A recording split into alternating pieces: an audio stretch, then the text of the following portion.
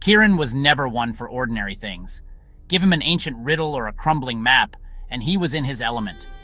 Kieran loved exploring the dusty corners of his grandfather's attic, his head always full of fantastical stories. One rainy afternoon, tucked away behind a pile of forgotten relics, he stumbled upon something extraordinary. It was a key, but unlike any he'd ever seen. This key hummed with an energy that sent shivers down his spine. It was the chronosphere key, a relic whispered about in legends, a key to unlocking forgotten worlds. Kieran had always believed in the impossible. He devoured tales of mythical creatures and lost civilizations. Finding the chronosphere key wasn't just an adventure, it was a calling. He knew in his heart that he was meant to do something remarkable with it. Little did he know this was only the beginning of an epic odyssey that would take him beyond his wildest dreams. He was about to journey into the forgotten corners of the universe, and he wouldn't be alone. Ariel preferred circuits to sorcery and algorithms to ancient lore. She was Kieran's best friend, a whiz kid who could build a computer from spare parts before breakfast. While Kieran was captivated by the chronosphere key's mystical aura, Ariel saw a puzzle to solve, a technological marvel from a bygone era. Her skepticism was a grounding force in Kieran's world of boundless enthusiasm. She was the voice of reason, always reminding him to think things through. There's got to be a logical explanation, Ariel would say. Her brow furrowed in concentration as she analyzed the key's energy readings, but even Ariel couldn't deny the extraordinary readings her instruments were picking up. The chronosphere key defied all known laws of physics. It was a paradox, a technological marvel imbued with ancient magic, and Ariel, despite her initial doubts, found herself drawn to its mysteries as much as Kieran. No one knew how old Elder Noctis was or where he came from. He was a reclusive scholar living on the outskirts of town, surrounded by books and strange artifacts. Kieran and Ariel sought him out, hoping he could shed light on the chronosphere key.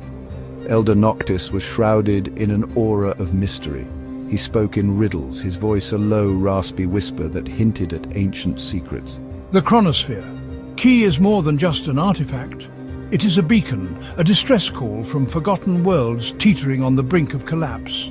There is a force, a darkness that threatens to consume all realities, and the key is the only hope to stop it. But beware, the chronosphere key is a double-edged sword. In the wrong hands, it could destroy everything. Their first journey through the chronosphere took them to a breathtaking sight, a city floating amidst the clouds. The air crackled with residual magic, a stark contrast to their own world where magic was a mere whisper. They soon discovered this magnificent city was but a shadow of its former glory.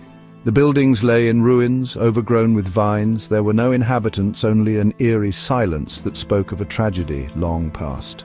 Wow, Ariel, look at this place. It's incredible, even in ruins. Yeah, it's something. But let's not get too distracted. My scanner's picking up some strange energy signatures. Kieran, ever the optimist, was captivated by the city's beauty. Ariel, ever the pragmatist, immediately began scanning the environment, her tech humming as it analyzed the energy signatures. They discovered remnants of a once great civilization that had mastered the art of harnessing magic. But their magic had vanished, leaving behind only whispers and echoes in the wind. This was their first clue. The disappearance of magic was not a random occurrence. Something or someone was draining the lifeblood of these forgotten worlds. As they explored the ruins of the floating city, Kieran and Ariel uncovered fragments of its history. They learned of a grand civilization that had lived in harmony with magic, wielding its power for good. But their chronicles also hinted at a darkness, a corruption that had begun to seep into their hearts.